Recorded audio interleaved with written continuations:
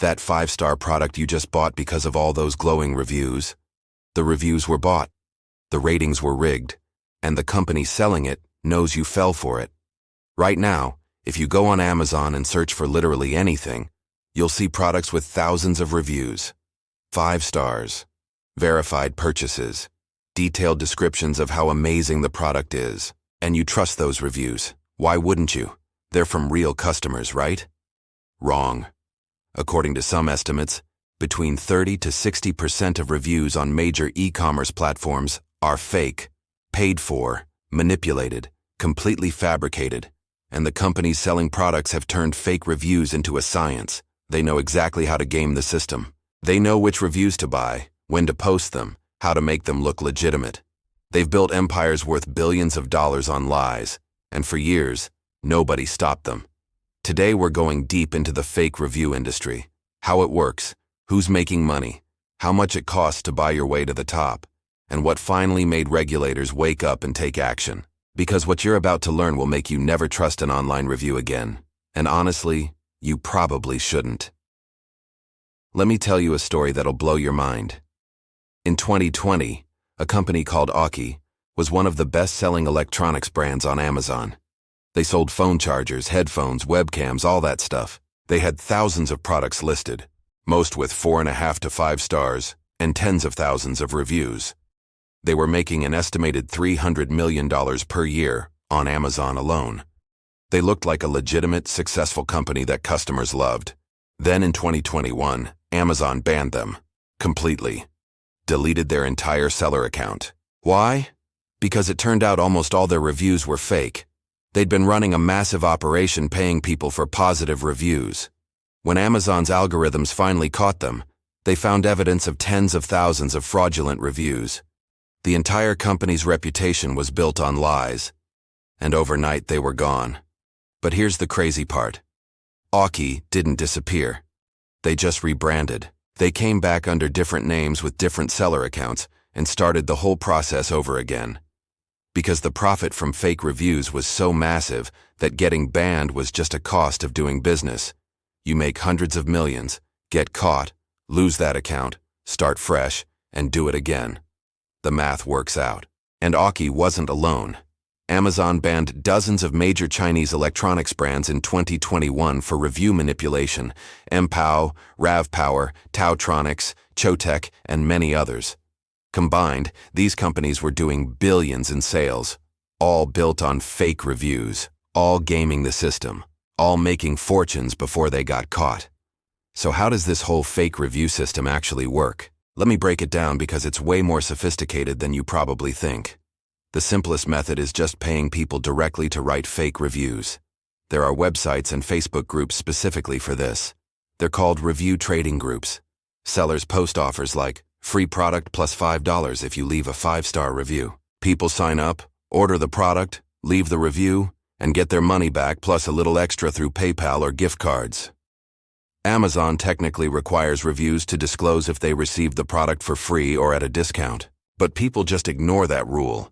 They write reviews that look completely normal, like they paid full price. And sellers get authentic-looking reviews from verified purchasers.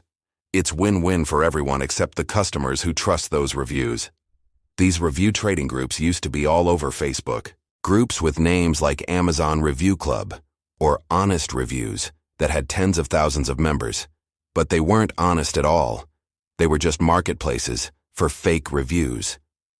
Facebook eventually cracked down and deleted most of them, but they just moved to other platforms: Telegram, Discord, private websites. The ecosystem adapted.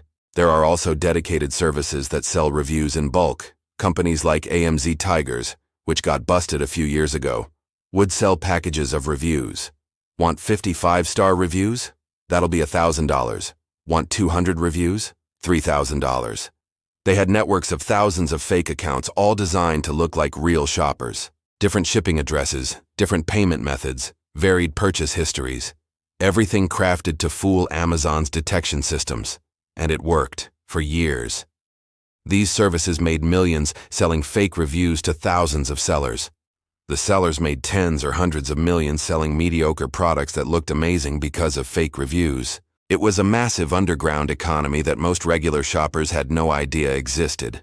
The more sophisticated operations use what's called brushing. This is where a seller ships products to random addresses, often using stolen identity information, then writes reviews as if those people bought and loved the product. The person at the address receives a random package they didn't order and has no idea it's part of a fake review scheme. But Amazon's system sees it as a verified purchase because something actually shipped. This happens way more than people realize. If you've ever received a random package you didn't order, especially from China, you might have been part of a brushing scheme. Thousands of people report this happening. They get weird packages containing phone cases or cheap jewelry or USB cables. They're confused, but usually just keep the stuff or throw it away. Meanwhile, the seller is using their address to generate fake verified purchase reviews. China is where most of this originates. There are entire cities in China where the main industry is e-commerce, specifically selling on Amazon and other Western platforms. Shenzhen, Yiwu, Guangzhou. These places have thousands of companies, all competing to sell products online. And the competition is brutal. In China, there are openly advertised services that help sellers manipulate Amazon. They're not even hiding it. You can walk into an office building and find companies offering fake review services, listing optimization, review removal for competitors, all of it. It's treated as just normal business practice. Because in that ecosystem, everyone's doing it.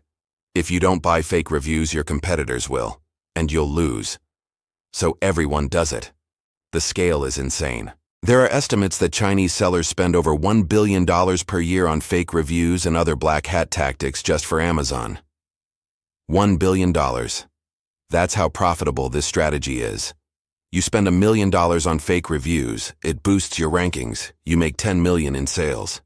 The return on investment is massive. Let me explain why reviews matter so much. Amazon's algorithm decides which products show up when you search for something. And one of the biggest factors in that algorithm is reviews. Products with more reviews and higher ratings rank higher. They show up first when someone searches.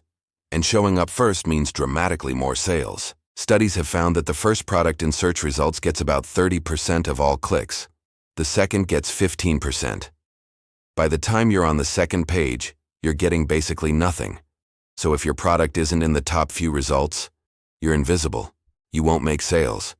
Getting into those top spots organically takes years. You have to slowly accumulate reviews as real customers buy your product. But if you buy 1,000 fake reviews in a month, you can rocket to the top of search results immediately. And once you're there, you get even more real sales, which generates more real reviews, creating a snowball effect. The fake reviews bootstrap you into actual success. This is why sellers do it. It's not just about fooling customers, it's about gaming the algorithm to get visibility. Without that visibility, even a great product will fail.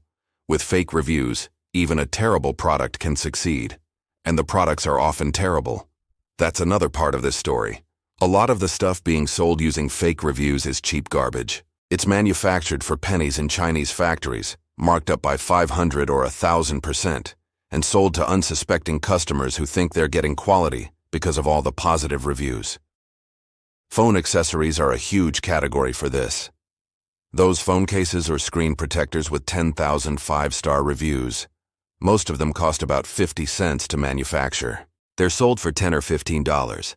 The quality is often awful. They break easily. They don't fit properly. But the reviews say they're amazing, so people keep buying. When customers receive the product and realize it's junk, some leave negative reviews. But the seller already has thousands of fake positive reviews, so a few real negative ones don't hurt the rating much. And sellers have tricks for dealing with negative reviews too. They'll contact customers who leave negative reviews and offer refunds or free products in exchange for deleting the review or changing it to positive. Amazon technically prohibits this, but it's hard to enforce. The seller reaches out through Amazon's messaging system or even finds the customer's email and offers them money. A lot of customers take the deal. $20 to change a review? Sure, why not? They don't realize they're participating in fraud. Sellers also report negative reviews as violating Amazon's policies, even when they don't. Amazon's review moderation is mostly automated, so if enough reports come in, the system might just delete the review without human oversight. Sellers use this to suppress legitimate negative feedback. Some sellers go even further and sabotage their competitors. They'll buy their competitor's product, leave a fake negative review, then report the listing for various violations. Or they'll order their competitor's product and then file fraudulent damage claims or return fake items. Anything to hurt the competition's ratings and rankings. This isn't theoretical. There have been documented cases of sellers hiring services to attack competitors. You can pay a few $1,000s, and a service will flood your competitor with fake negative reviews, fraudulent returns, and reports to Amazon. It's corporate warfare, and it's happening constantly on these platforms. Now let's talk about the money, because this is what makes the whole ecosystem run. The fake review industry is worth somewhere between $5 to $15 billion globally. That's just the money spent on buying fake reviews, not the revenue generated from products sold using those fake reviews, which is way higher. Probably hundreds of billions. Individual sellers spend anywhere from a few thousand to millions of dollars on fake reviews depending on their size.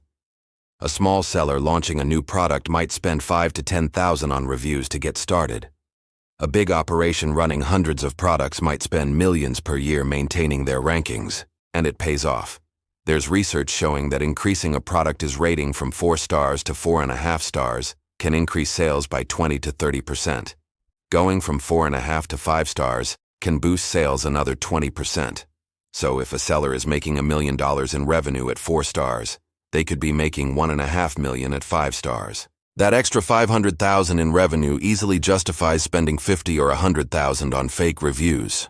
The people writing fake reviews get paid varying amounts. Some do it for free products. Others get $5 to $20 per review. Professional reviewers, people who do this as a job, can make decent money. If you write 10 reviews per day at $10 each, that's $100, $3,000 per month. In some countries, that's a good income. So there are people who make their entire living writing fake reviews. There are even agencies that manage teams of fake reviewers. They recruit people, train them on how to write convincing reviews, provide them with accounts and payment methods, and coordinate with sellers. It's like a call center operation but for fraud. Amazon has known about this problem for years. They've invested hundreds of millions in trying to stop it. They've built machine learning systems to detect fake reviews. They've sued companies and individuals involved in review manipulation. They've banned thousands of seller accounts. But it's like playing whack-a-mole. For every operation they shut down, 2 more pop up. Part of the problem is that the fakes keep getting better. Early fake reviews were easy to spot. They all used similar language, posted at the same times, came from accounts with suspicious patterns. But now, the people creating fake reviews study Amazon's detection systems and evolve their tactics. They use VPNs to hide locations. They vary their writing styles. They space out reviews naturally. They build account histories that look completely legitimate. Some services are using AI to generate reviews now. They feed ChatGPT or similar systems information about a product and have it write realistic-looking reviews. These AI-generated reviews are harder to detect because they're unique and well-written. The fake review arms race has reached the point where AI is fighting AI. Amazon's AI trying to detect reviews written by fake review AI. Other platforms have the same problem, not just Amazon. Yelp has been fighting fake reviews since it launched. Google Reviews, TripAdvisor, Trustpilot, all of them. Anywhere reviews influence buying decisions, there's an incentive to fake them. And where there's an incentive, people will figure out how to exploit it. Yelp has probably the most aggressive approach. They filter out huge numbers of reviews they think might be fake. If you look at many businesses on Yelp, there are often more filtered reviews than displayed reviews. Yelp's algorithm is aggressive, sometimes too aggressive. Legitimate reviews get filtered out, and business owners complain. But Yelp argues it's necessary to maintain trust in the platform. The challenge is that being too aggressive creates its own problems. If platforms filter too many legitimate reviews, users get frustrated and stop leaving reviews. Then the platform has less content and becomes less useful. But if platforms don't filter enough, fake reviews take over, and users stop trusting the platform. It's a balancing act with no perfect answer. Google has a similar problem with Google Maps reviews. Local businesses can get fake reviews, both positive and negative. Competitors leave fake negative reviews to hurt each other. Businesses buy fake positive reviews to boost their ratings. and Google's systems struggle to catch all of it. TripAdvisor has been sued multiple times by hotels and restaurants claiming they were damaged by fake negative reviews from competitors. But proving a review is fake is incredibly hard. Unless you catch someone red-handed. How do you know? Someone writing "this restaurant gave me food poisoning" might be lying or might be telling the truth. The platform can't investigate every claim. This has created a weird situation where businesses feel helpless. They're at the mercy of reviewers, some of whom might be lying. And platforms are caught in the middle, trying to moderate content at a scale that's almost impossible to manage. Let's talk about what finally made regulators pay attention, because for years they basically ignored this issue. It wasn't illegal to pay for reviews in most places. There were laws against fraud and false advertising, but they were rarely applied to online reviews. Companies were making billions through fake reviews and facing no real consequences. That started changing around 2020. The FTC in the United States began cracking down. They issued warnings to companies. They fined several businesses for fake reviews. They made it clear that paying for reviews without disclosure is illegal, and they would enforce it. In 2022, the FTC announced a major case against Fashion Nova, a clothing company. They found that Fashion Nova had been suppressing negative reviews on their website while prominently displaying positive ones. Basically rigging their review system to only show the good stuff.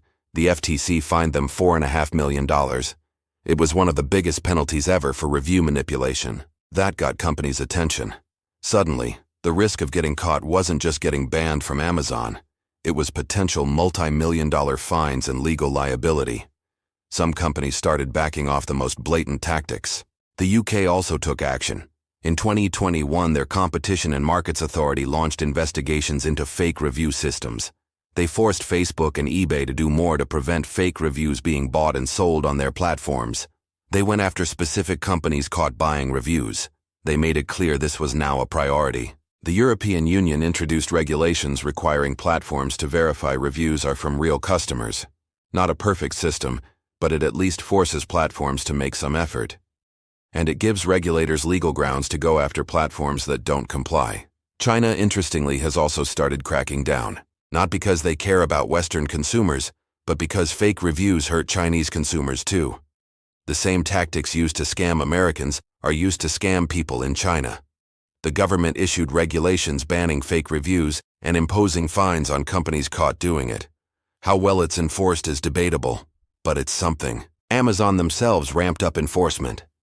Those mass bans in 2021, that was unprecedented. They'd banned individual sellers before, but never dozens of major brands at once. It sent a message that they were taking this seriously. They also changed their algorithms to give less weight to reviews from accounts that might be suspicious, even if they couldn't prove the reviews were fake. They introduced a program called Amazon Vine, where they give free products to trusted reviewers in exchange for honest reviews. The idea is to provide a legitimate way for new products to get initial reviews without resorting to black hat tactics. It's not a perfect solution because even Vine reviews can be biased, but it's better than nothing. Other platforms introduced verification systems, verified purchase badges on Amazon, verified customer badges on other sites. The idea is to give users a way to tell which reviews are more likely to be real. Though even verified purchases can be fake if the seller used brushing or review trading. But here's the fundamental problem. The incentives haven't really changed. Fake reviews are still incredibly profitable. The chances of getting caught are still relatively low.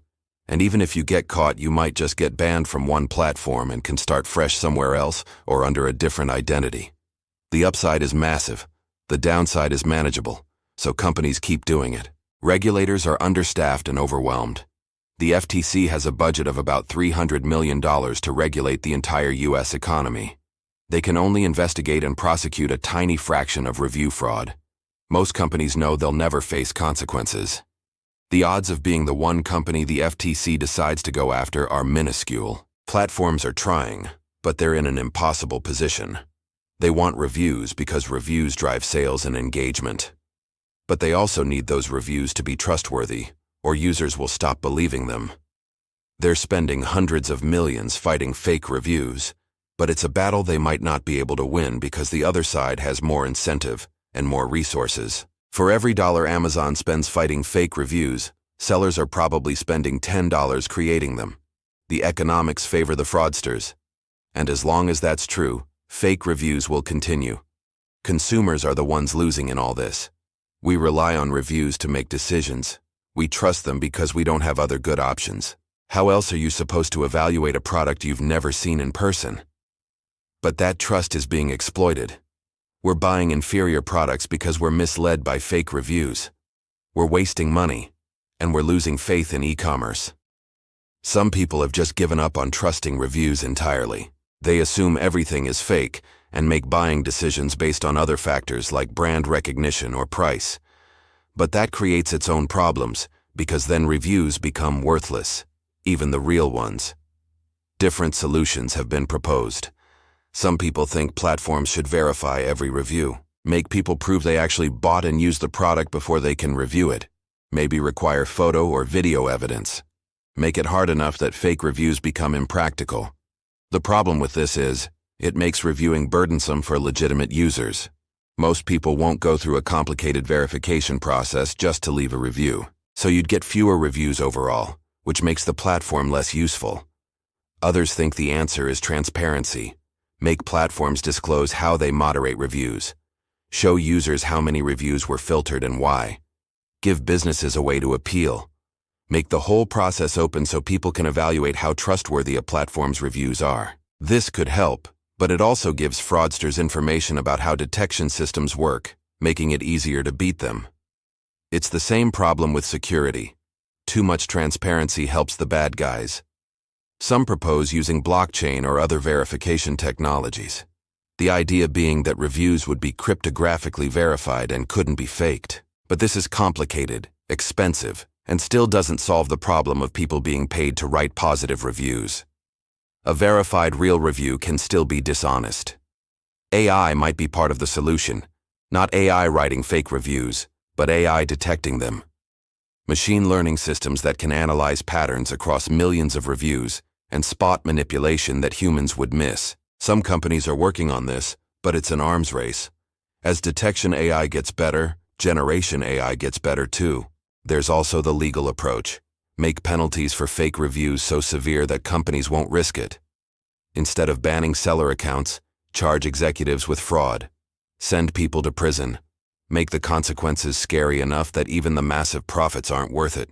This might work for large legitimate companies, but a lot of the sellers involved are small operations in other countries. They're hard to track down and even harder to prosecute. The legal system isn't set up to handle international e-commerce fraud at scale. Consumer education is another angle. Teach people how to spot fake reviews. Look for overly positive language. Check if the reviewer has reviewed other products. Be suspicious of products with tons of reviews that all appeared in a short time frame. Use third-party tools that analyze review authenticity. This helps, but it puts the burden on consumers. And sophisticated fake reviews are getting harder to spot even for people who know what to look for. The average person scrolling through their phone isn't going to do a detailed analysis of every review. They're going to trust the 5-star rating and buy the product. We're at a crossroads right now. The fake review industry has grown to the point where it's threatening the entire e-commerce ecosystem. If people stop trusting reviews, a massive part of how online shopping works breaks down. Reviews are fundamental to how we make buying decisions online. Without them, e-commerce becomes much harder. Platforms know this. Amazon's entire business model depends on customer trust. If that trust erodes because of fake reviews, people will shop elsewhere or return to physical stores. So Amazon and others have a real incentive to solve this problem. But they also have an incentive not to be too aggressive because sellers bring products and revenue to their platforms. It's a delicate balance. Crack down too hard and sellers leave for other platforms. Don't crack down hard enough and customers lose trust. Right now, platforms are trying to find the middle ground, but it's not clear if there is a sustainable middle ground or if they're just delaying the inevitable reckoning. Regulators are ramping up enforcement, more fines, more investigations, more pressure on platforms to clean up, but they're still way behind the scale of the problem. For every case they prosecute, thousands of violations are happening. The moment we're in right now will determine the future of online commerce. Either we figure out how to restore trust in reviews, or reviews become meaningless, and we have to find new ways to evaluate products online. Either regulators get serious and impose real consequences, or companies keep exploiting the system. Either platforms invest what's actually necessary to solve this, or they accept that a large percentage of reviews will always be fake. What happens next depends on choices being made by companies, regulators, and platforms, and those choices will affect billions of people who buy stuff online. Fake reviews built an e-commerce beast. Billions of dollars in sales. Entire companies rising from nothing to the top of their categories based on lies. An underground industry of review sellers, fake account creators, and manipulation services making fortunes. And millions of consumers being tricked into buying products they wouldn't have chosen if they knew the truth. Regulators finally reacted, but only after the problem became massive. The FTC started handing out fines. Amazon started banning sellers. Laws got passed. But the fundamental incentives driving fake reviews haven't changed. It's still wildly profitable. The risk is still relatively low. So it continues. You as a consumer are caught in the middle. You need reviews to make informed decisions. But you can't fully trust them. Some are real, some are fake, and telling which is nearly impossible for the average person. So you're left guessing, hoping the product you're about to buy is actually as good as the reviews say. Sometimes it is. Often it's not. The platforms know about this problem. They're spending money to fight it. But they're not spending enough or moving fast enough because they're balancing multiple priorities. Keeping sellers happy, keeping customers happy, maximizing revenue. Fighting fraud is important, but it's not the only thing they care about. The fake review industry isn't going away. It's too profitable. As long as reviews influence sales, people will pay to manipulate them. The tactics will evolve. The technology will get more sophisticated. The cat and mouse game will continue. What can you do about it? Be skeptical. Don't trust reviews blindly, especially on products with tons of 5-star reviews that all sound similar. Look for verified purchases. Read the negative reviews because those are more likely to be real. Check multiple sources. Look for reviews on other platforms or independent review sites. Use tools like FakeSpot or Review Meta that analyze reviews for suspicious patterns. They're not perfect, but they help. Be especially wary of products from unknown brands with thousands of reviews. That's often a red flag. And maybe, just maybe, realize that the 5-star economy we've built isn't working. We've made reviews too important. We've made businesses feel like they need perfect ratings to survive. And that pressure creates the incentive for fraud. The e-commerce beast was built on fake reviews. And now we're all living with the consequences. Some companies got rich. Some consumers got scammed. And trust, that fundamental ingredient of any marketplace, got eroded. Regulators are trying to put the genie back in the bottle. But it might be too late. The damage is done. The system is compromised. And figuring out what comes next is going to take a lot more than a few fines and banned seller accounts. Don't miss what we're investigating next. It'll change how you shop forever.